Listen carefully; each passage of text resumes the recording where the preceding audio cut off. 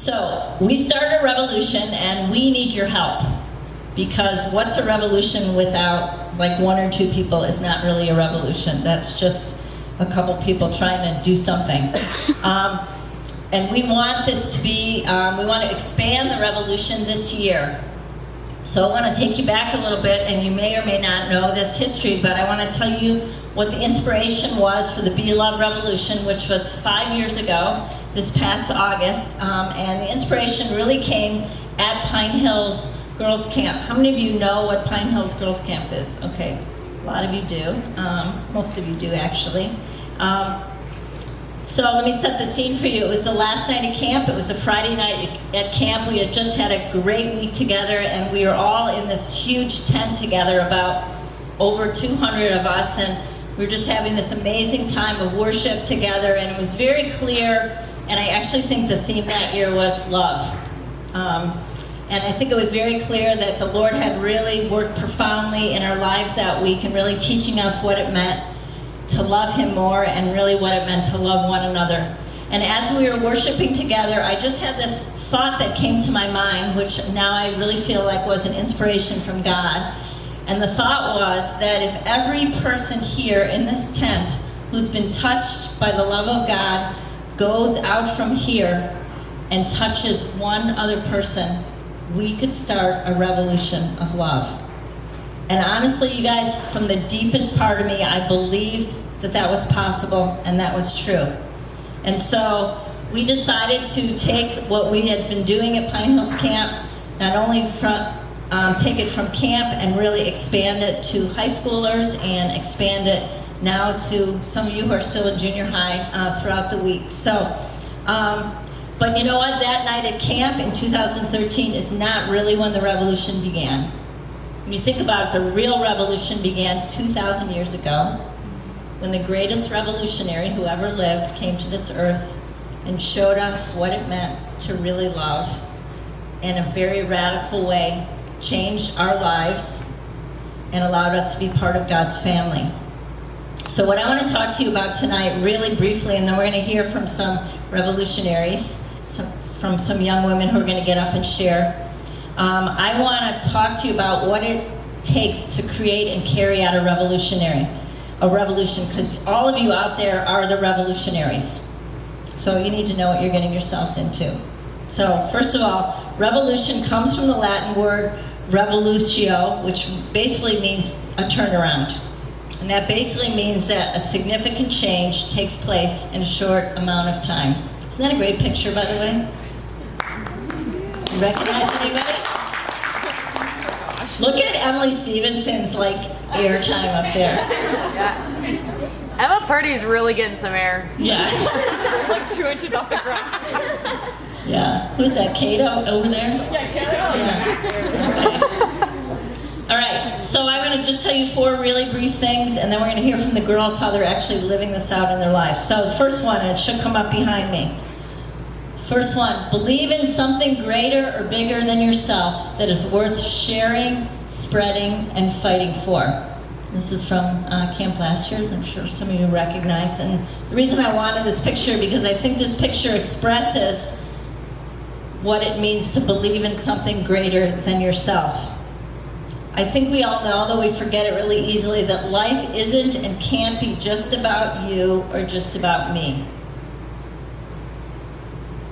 It has to be something that you care deeply about and that you're willing to devote yourself about, something that's greater or beyond you. How many of you have ever had an opportunity to do something that you knew was not just about you? Something for somebody else. Okay, Kate, what was it?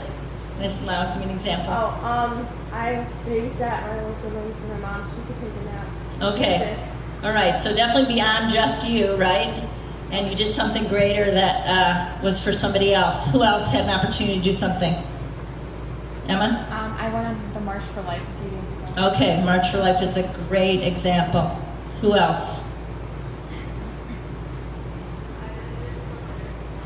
Great, visiting people at the nursing home. All right, one more example. Yep. Helping PB&J Ministries. Yep. Bringing food to people who are in need. Excellent. I'm sure there's a lot more examples. There's something really good and freeing and important about doing things not just for us, but for somebody else. And so the very first part of being a revolutionary is you have to believe in something greater than just you. Okay, second one, believe that you can make a difference, that the way you choose to live can change the world you live in, one person at a time. March for Life, there it is. Okay, so it's a great example. So what we need in order to be part of this revolution, any revolution, but this revolution in particular, is that we have to have the desire to make a difference, to change something. And in order to have that desire, we have to have something in us, a discontent that looks at the world around us and says, something is not right with the way the world does things. It's not right that millions of babies are being killed. And I want to do something to change that, and I want to play my part in that, even if it means just one person at a time. And so you can't walk around thinking every day is like Disney World and everything around you is great. You have to be able to see the world from a perspective that says, I know that something needs to change, and I want to be part of that solution. Okay, it means that you have to be willing to fearlessly walk your path as a revolutionary. It takes commitment, dedication, sacrifice, and even suffering. It takes boldness. Where's Jane? Jane Fallahey, are you out there? Right here. Come on up real quick. She just told me a story which I think is great. I'm going to put you on the spot. So Jane, last time we had BeLoved, we had a little training on how to talk about pro-life issues, and then Jane right from there, had an opportunity to do it. So just share what happened. So I posted a picture from the march on my Instagram page, and a bunch of my public school friends attacked me for it. So I just had to talk to them in the comments and stand up for life. Woo! And Jane was actually able to articulate and use the arguments that we learned. She actually trotted out a toddler, I heard, use that argument to really defend life. So was it a bit uncomfortable? Yeah, it was pretty uncomfortable. Okay, are you glad you did it? Yes, very. All right, good job. Right. So it takes some fearlessness to be able to do that, dedication, sacrifice, to know that sometimes you're going to end up saying things and doing things that are not popular. I don't know if you guys came across that as you were marching, but it's the willingness to stand up and to stand out, even if it's unpopular, even if you get flack for it. It's the willingness to look different and to be different, to live differently than those around you, to swim against the tide and not always follow the crowd. All right, third one. All right, look at these lovely ladies. So you want to, one of the things about being part of a revolution is you got to rally your tribe. Look at this flannel tribe. So cute. That means we need to find people, a group of people who share our values, who want to run with us in this. None of us can do this alone. We need each other. It's really empowering to know that you're not alone. How many of you here went on the March for Life? Just so I can see some hands. Okay. How many of you, if you were the only person to go, would have still gone? Okay, that's a little bit harder question. There's something okay about doing things together in a group, because we need to empower one another and to be there for one another to do it. It's a lot easier to do it. So, got to rally our tribe. We got to get other people in the revolution. We got to have other people that are willing to walk alongside of us, who believe in what we're doing.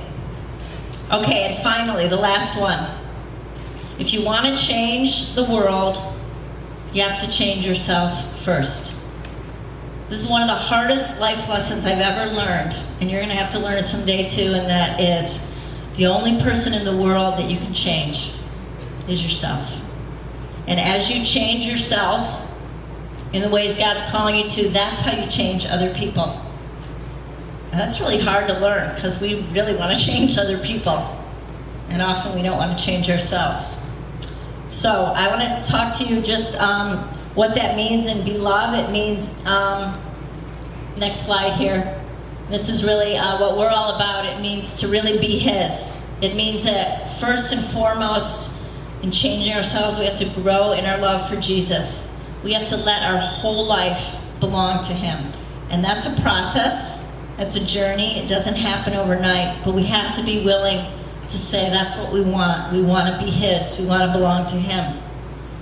And the second one is to be free. And that is we need to be willing to fight to become the women God is calling us to be as revolutionaries. Fighting the lies of the devil, fighting the lies of the world that tell us we have to be all these different things. Willing to fight for the freedom that God wants to give us. Woo! Amen. Thanks, Ren. All right. And finally, it's to be love. And that's really to learn how to love truly and authentically. Really to do those small things with great love. Not to say I can't wait till I can go on a mission trip to love or to go on the March for Life, but I'm going to love right in my house. And I'm going to love the people that are the most annoying and the hardest to love, because that's what authentic love is. Jesus says to us actually in a kind of astonishing way, what credit is it to you, Aria, if you just love those who love you? That's what He says to all of us. He says, that's easy. It's easy to love the people who love you back. But to be loved means to love everyone, especially those who are hard to love. So what I want to do now is I want to kind of shift the focus to some of our BeLoved revolutionaries who are trying to live this. And they all have different life experiences and different examples, but I thought it would inspire you all to hear from some of them. There are a lot more out there. We didn't have time to hear from everybody, but we're going to start hearing from more of all these young women as we go through our year of the revolution, to hear how you really are taking up the call to be a revolutionary. So I'm going to introduce our first speaker, and I'm going to ask Emma Purdy to come on.